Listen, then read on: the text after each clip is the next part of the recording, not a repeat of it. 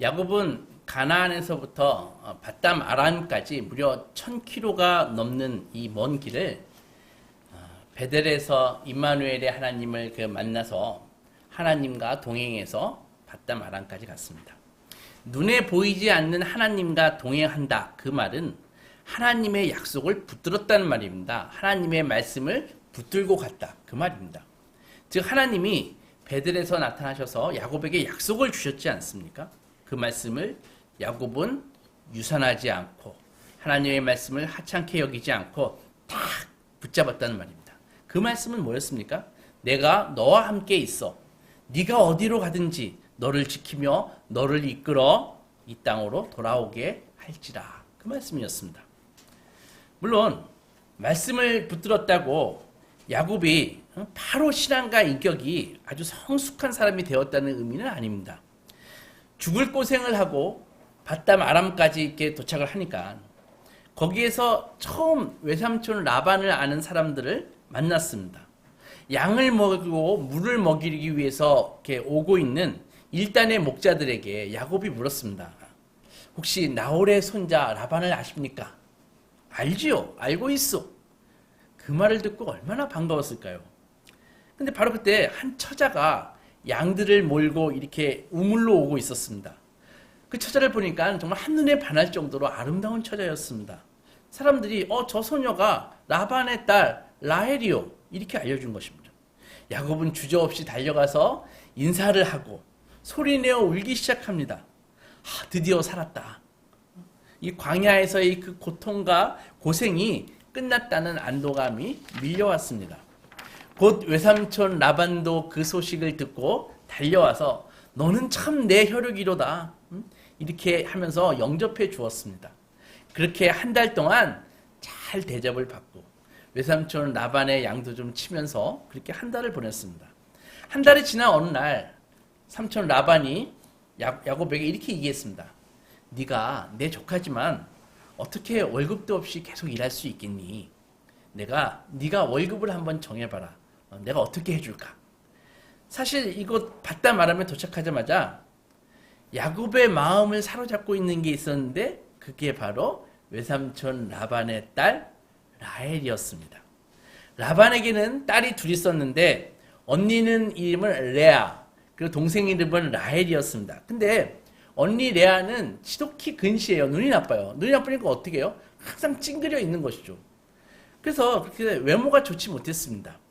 반면 라헬은 야곱이 보자마자 반할 정도로 아리따운 그런 외모를 갖고 있었습니다. 라반은 간파했을 것입니다. 야곱이 라헬을 바라보는 눈빛이 심상치 않다는 것을 간파했던 것이죠. 곧 알게 되겠지만 이 라반이라는 사람은요, 밧담 아람이라는 이 지역의 유력한 족장이고 유지고 아주 이 머리를 쓰는 이 권모술수가 대단한 그런 사람이었습니다. 초등학교 때 서울에서 학교를 다녔는데 서울에서도 좀 변두리인 양천구 신정동이라는 곳에서 학교를 다녔습니다. 그 당시 엄청난 수의 아이들이 전국에서 서울로 전학을 왔습니다.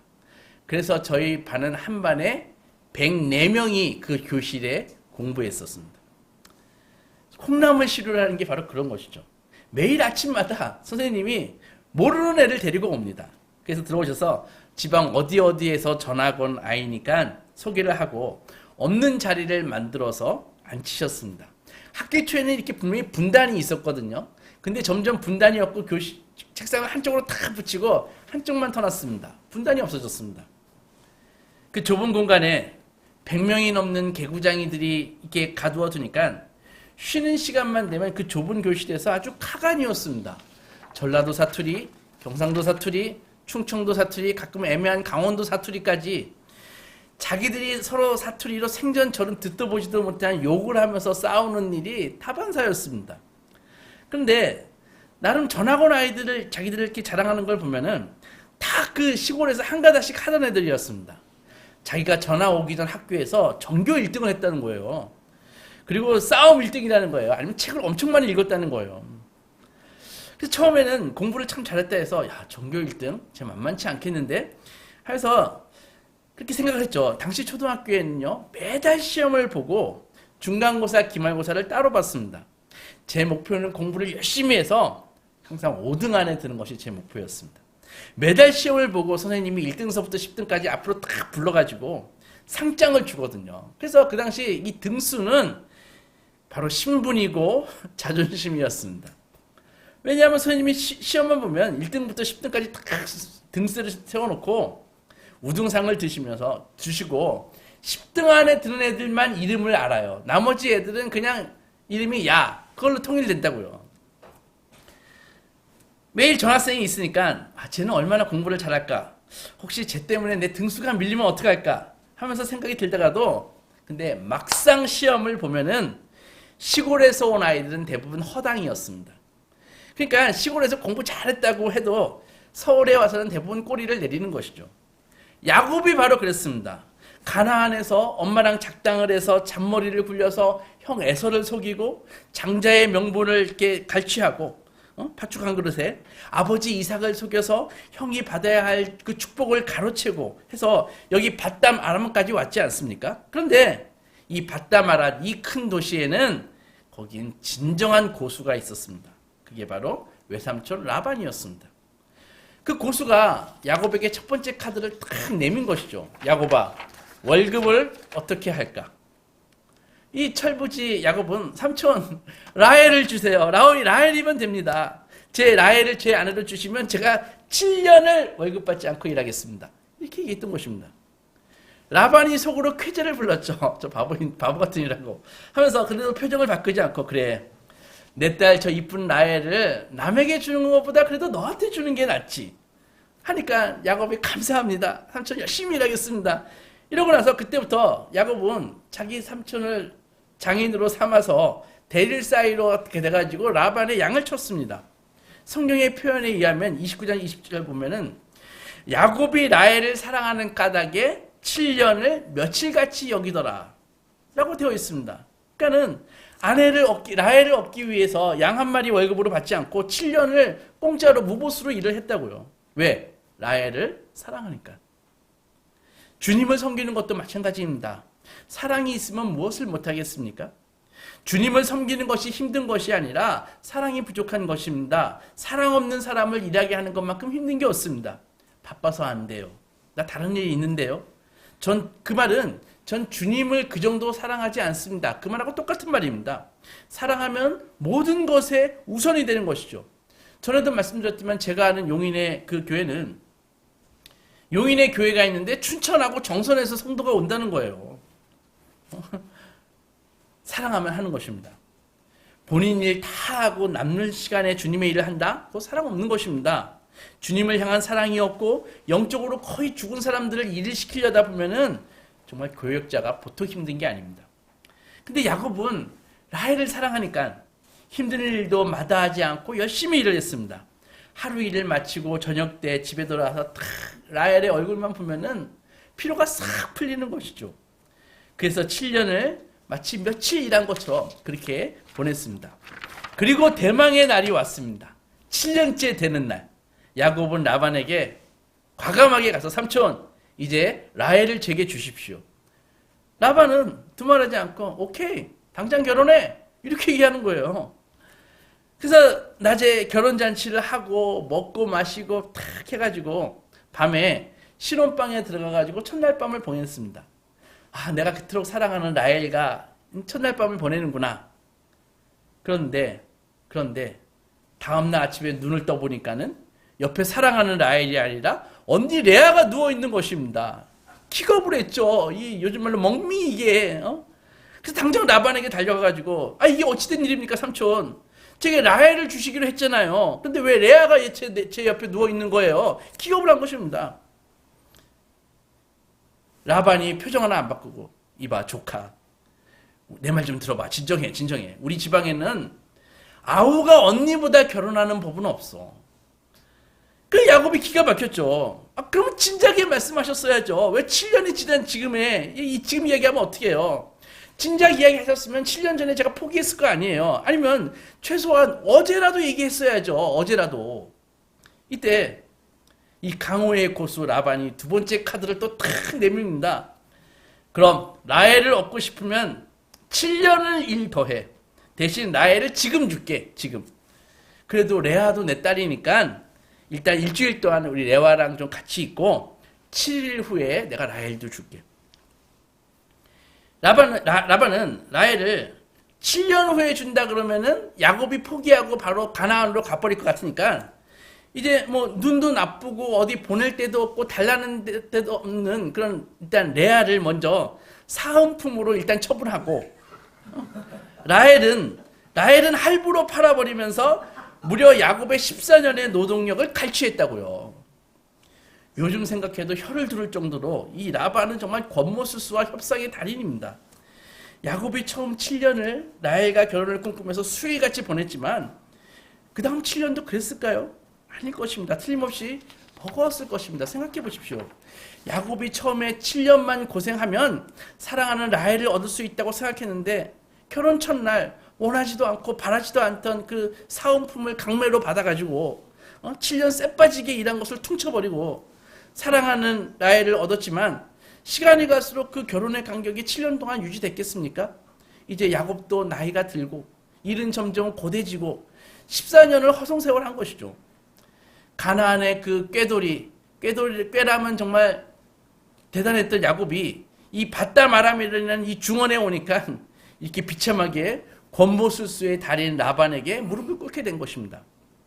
하나님이 야곱에게 미소를 지으며 깨닫게 한 것이 바로 이것입니다. 야곱, 네가 가나안에서 아버지를 속이고 형을 속이고 마치 온천하가 네 머리 하나에 있는 것처럼 엄마와 작당을 해서 살았지만 봐라, 세상은 그렇게 만만한 곳이 아니다.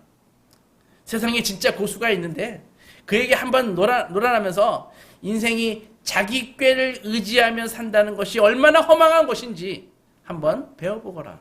그게 하나님의 메시지였다고요. 야곱은 그 고수와의 머리싸움에서 깨어진 대가로 온갖 고생을 당합니다. 그런데 여기가 끝이 아니에요. 라반은 야곱에게 양을 맡길 때마다 다 기록을 해두는 것입니다. 양 몇 마리, 새끼 몇 마리, 어미 몇 마리 이렇게 장부에 다 기록해 놓고 주기적으로 와가지고 결산을 합니다. 이거 낙태했네? 이거 물어내. 저거 병들었네? 이거 물어내. 이거 다리 부러졌네? 이거 물어내. 이거 늙어 죽었네? 내 양은 절대 죽으면 안 돼. 이것도 물어내. 이랬다고요. 월급에서 깐다. 한 마리 보상할 때마다 너 열흘씩 늘어나는 거야. 이거 뭐 오징어 게임도 아니고 정말 돌아버릴 지경이었습니다. 이렇게 야곱은 바담 아람에서 지긋지긋한 세월을 보냈습니다. 많은 사람들이 열심히 살고 나만 열심히 살고 나만 실수하지 않으면 나의 인생은 아무런 문제가 없을 거야 라고 생각합니다. 과연 그럴까요? 그런 식으로 인생을 살아오셨나요? 그렇다면 공고함과 고통이 기다리고 있을 것입니다. 야곱은 누구보다도 성실했습니다. 누구보다도 열심히 살았습니다. 그리고 나름 머리도 비상했습니다. 그런데 결과가 무엇입니까? 자기가 하나님을 의지하지 않고 그런 식으로 인생을 살아가고 있는 한 예수를 믿는 것이 인생을 살아가는데 전혀 도움이 되지 않습니다. 야곱은 라헬이 아니라 레아라고 하는 사은품이 탁 나왔을 때 벌써 그때 알아봤어야죠. 이게 아니구나. 이 라반이 버려놓은 이 바둑판에서 이 돌을 던져야 된다. 이런 식으로는 바둑 두지 않겠습니다. 이렇게 얘기했어야죠.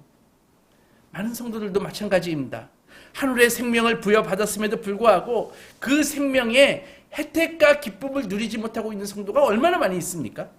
하나님 나라의 그 신령한 복을 소유했음에도 일상의 삶에서는 철저히 자기 논리대로, 세상의 논리대로 살아간다고요.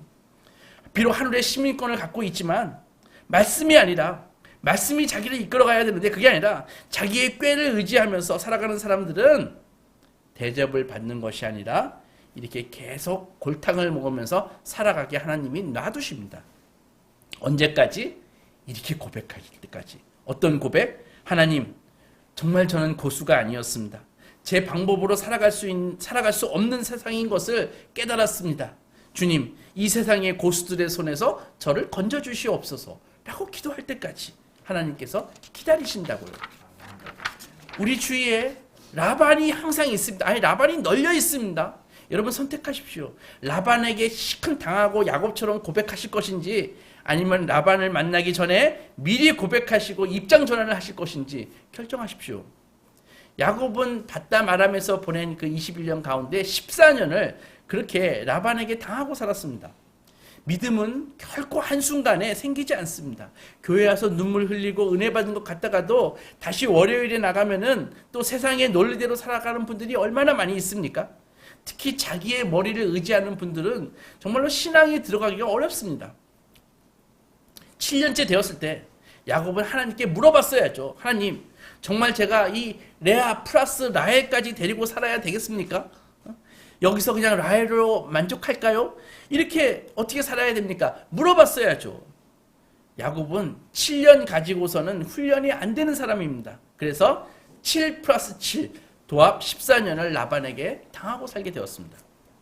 여러분, 신앙은 연수에 비례하지 않습니다. 오래 믿은 걸로 비례하지 않습니다. 중요한 것은 야곱처럼 꺾이지 않는 마음이 아니라 어린아이와 같이 순박한 마음으로 하나님과의 위대한 만남을 언제 가졌느냐, 이것이 중요하다는 것이죠. 하나님에게 주님, 당신이 아니고서는 주께서 저를 지키지 아니하시면 저는 아무것도 할 수 없는 인생입니다 라고 고백해야 됩니다. 그렇지 않고 하나님 잠깐 기다리십시오, 다음 주일에나 보겠습니다 하면서 월요일부터 토요일까지 내 방식대로 힘쓰고 애써봤자 내게 오는 것은 맨날 내가 내 손에 쥐는 것은 맨날 싸구려 사은품밖에 오지 않는다는 것입니다. 내가 내 인생을 행복하게 만들 수 있다는 이 엄청난 교만, 이것이 남아있는 한 우리는 바다마란 훈련소에서 훈련병으로서 고달픈 기간이 계속될 것입니다. 다시 7년의 시간이 지나고 야곱이 바다마람에 온 지 어느덧 14년의 세월이 흘렀습니다. 야곱은 말했죠. 삼촌, 이제는 떠나겠습니다. 이제 제 식구들만 데리고 가겠습니다. 그동안 월급 한 번 안 주셨잖아요. 14년을 쎄빠지게 일했지만 야곱에게는 먹여 살려야 할 가족 15명밖에 남지 않았습니다. 이때 이 고수 라반이 세 번째 카드를 또 탁 내미는 것입니다. 월급 줄 테니까 7년만 더 있어 줄래? 얼마만 되겠니? 네가 원하는 거 줄게. 딱 말했습니다. 성경에 나오지 않지만 이때 야곱은 계시를 받았습니다. 마치 기다렸다는 듯 그가 원하는 것을 외삼촌 라반에게 이야기합니다. 삼촌, 월급 안 주셔도 됩니다. 대신 삼촌의 월급 안 주시고 제가 삼촌의 양 그냥 쳐드릴게요. 다만 양들 중에서 얼룩이 덜룩이들을 다 가져가세요. 그리고 흰둥이들만 남겨놓고 그 흰둥이들이 교비해서 만약에 얼룩이 덜룩이들이 나오면은 그것 제 월급으로 주세요. 이렇게 얘기했다고요. 흰둥이들만 남겨놓고 흰둥이 아빠, 흰둥이 엄마 사이에서 얼룩이 덜룩이가 나오면 그것을 달라고? 저 바보 아니야? 라반이 오케이, 바로 승낙했습니다. 노동계약서에 딱 도장 바로 찍었죠. 그가 경험한 바로는 흰둥이들 사이에서는 흰둥이가 나오는 것을 주로 봤기 때문입니다. 이 용이 주도한 라반은요, 자신의 아들들을 시켜가지고 혹시 얼룩이 덜룩이가 야곱이 치는 양에 섞이면 안 되니까 그 얼룩이 덜룩이를 다 추려가지고 3일기를 떨어뜨려 놨습니다. 용이 주도하죠. 그러나 이번에 야곱이 내민 카드는 인간적인 속임수의 카드가 아닙니다. 하나님의 계시가 준 카드입니다. 신앙이 준 카드입니다.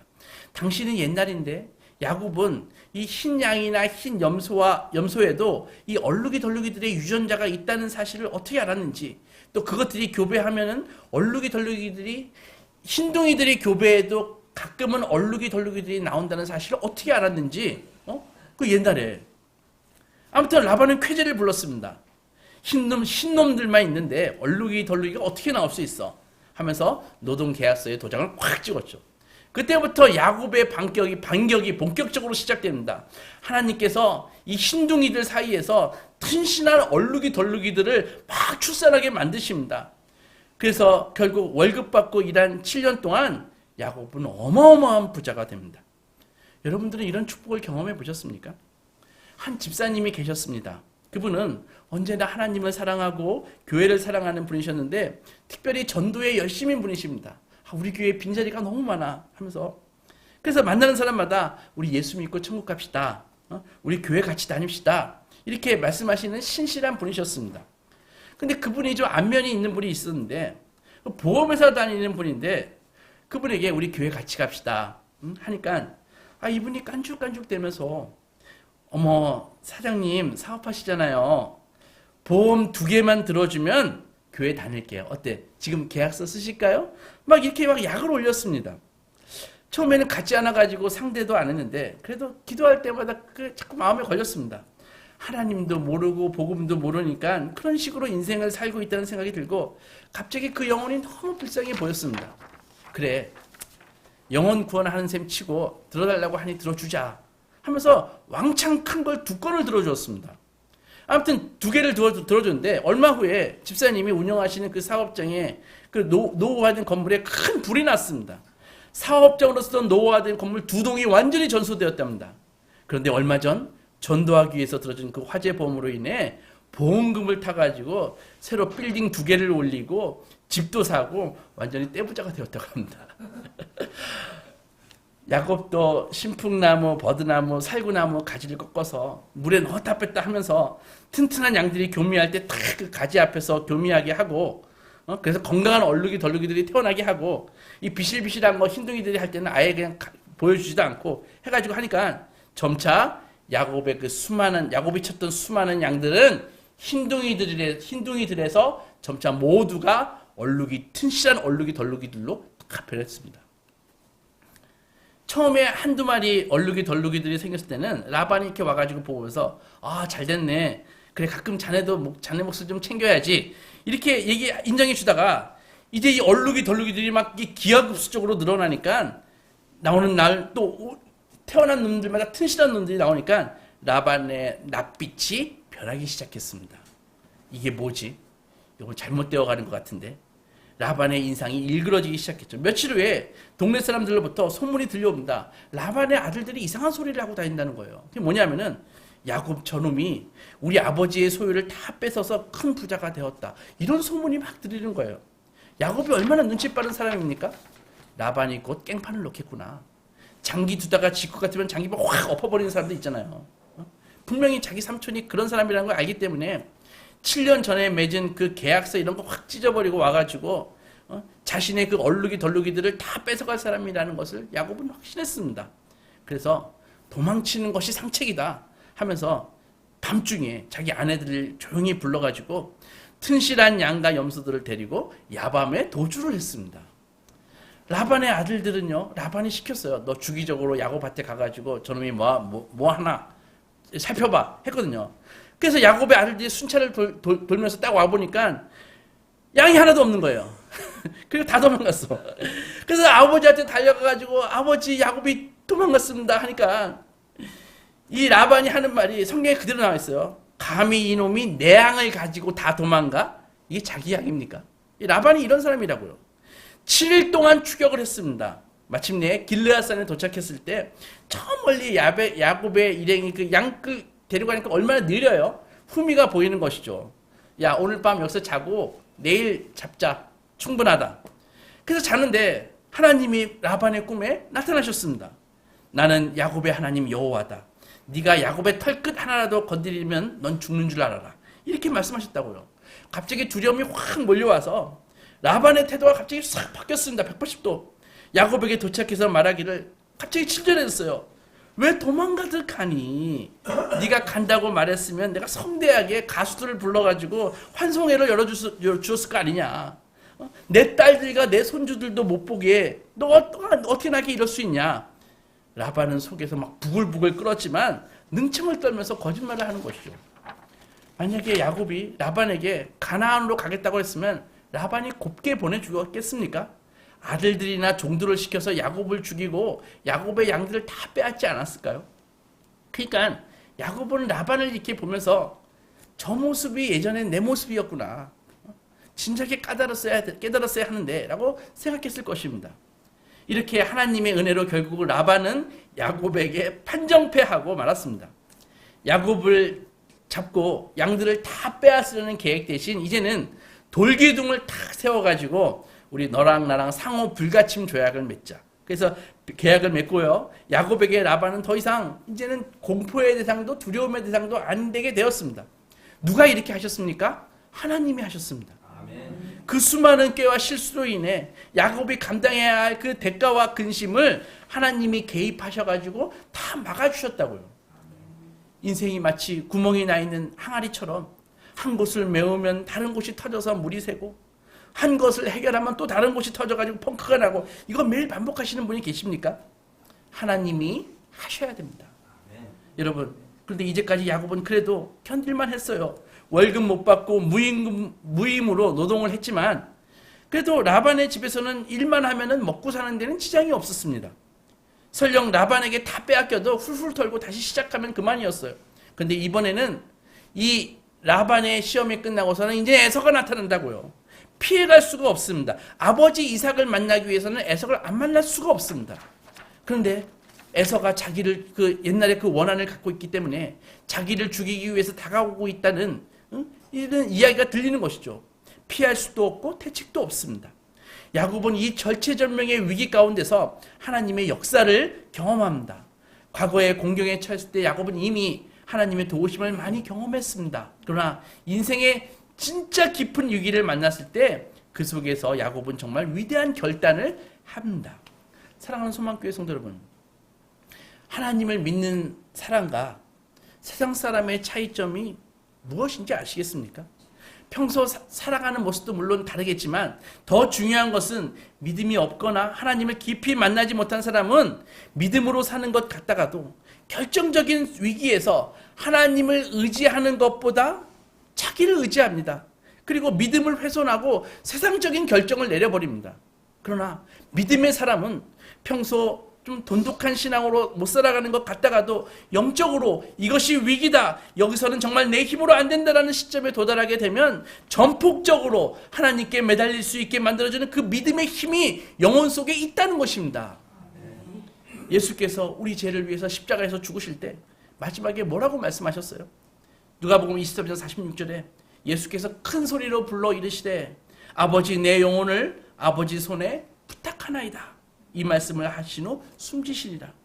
가장 큰 위기의 죽음의 순간, 지금까지 사용했던 몸을 버리고 이제 3차원의 시공간을 벗어나 하나님의 차원으로 가야 할 때 우리 성도가 붙들어야 할 기도가 바로 이것입니다. 잊지 마십시오. 내 영혼을 아버지 손에 맡기나이다. 부탁하나이다.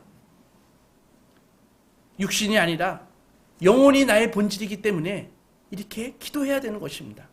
생각해 보십시오. 정말 가장 중요한 순간에 세상의 것이 하나도 도움이 됩니까?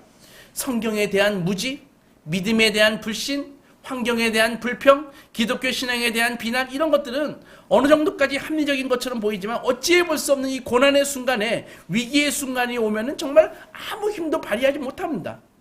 기독교 신앙에 대해서 날카로운 비판을 한다고 하지만 정작 어찌할 수 없는 문제에 대해서는 철저히 세상은 무능하고 무식합니다. 고난이 무엇입니까? 문제가 뭔가요? 내가 가진 능력과 자원으로 해결이 불가능한 상태가 바로 고난입니다. 그게 문제입니다. 그때 무엇이, 그리고 누가 그 문제를 해결해 줄 수 있습니까? 하나님만이 나와 같이 할 수 있고 나의 문제를 해결할 수 있고 나를 영접해 주시는 것입니다. 아멘. 믿음이 이기네, 믿음이 이기네, 주 예수를 믿음이 온 세상이 이기네. 야곱도 이제 그의 삶과 죽음을 결정할 수 있는 에서와의 만남을 이제 앞두고 있습니다. 벌써 에서가 야곱이 가나안으로 오고 있다는 소문을 듣고 군대 400명을 이끌고 에서가 야곱에게 오고 있다는 소문이 막 들리고 있습니다. 이 절체절명의 위기 가운데 인간적인 술수와 잔머리가 통할까요? 다음 주에 살펴볼 것입니다. 오늘 말씀에서 라반의 소나기에서 21년간 훈련을 받고 야곱은 하나님의 도우심으로 가나안으로 오게 되었습니다. 그렇게 그 훈련은 나의 도우심은 바로 여호와 하나님이십니다 라는 고백을 할 때까지 계속된 것입니다. 사랑하는 여러분, 지금 스스로 물어보십시오. 여러분의 도움은 무엇입니까? 돈입니까? 세상 사람들의 도움입니까? 건강이나 나의 알량한 지식과 이성입니까? 그렇다면 여러분께서 만약 하나님이 택한 백성이라면 여러분께서는 계속 훈련 받으실 것입니다. 그리고 그 훈련의 교관은 라반입니다. 그는 계속 우리의 노력에 우리가 원하는 정품이 아니라 사은품을 계속 주면서 우리의 노력을 소진하면서 골탕을 먹일 것입니다. 머리를 굴리고 신앙을 훼손하고 좀 잘해보려고 발버둥치지만 남는 것은 정품이 아닌 그 비품만 손에 쥐고 있게 될 것입니다. 그렇게 라헬과의 행복을 꿈꾸지만 아마 자고 일어나면 우리 옆에 레아가 누워 있을 것입니다. 분노와 배신의 아침을 맞이하게 될 것입니다. 그러나 우리가 나의 도움은 여호와 하나님이시다. 영원 무분이 그분만을 의지할 것이다. 라고 흔들리지 않는 믿음의 고백을 할 수 있다면 이제는 세상의 자원이 여러분에게 몰려올 것입니다. 아멘. 하늘 문이 열리고 온갖 좋은 선물이 주님께서 공급하실 것입니다. 아멘. 라반의 흰둥이들에게서 이제는 우리 소유의 얼룩이 덜룩이들이 쏟아질 것입니다. 아멘. 여러분의 도움은 누구십니까? 속으로 정직하게 대답하십시오. 하나님이십니까? 아니면 그 다른 무엇입니까? 아무쪼록 우리 소망 가족 모두 우리의 도움이신 여호와를 의지해서 라반을 넘고 요단을 건너서 은혜의 땅 하나님의 베델에 일평생 거하시기 주님의 이름으로 축원합니다. 아멘. 기도하고 나가겠습니다.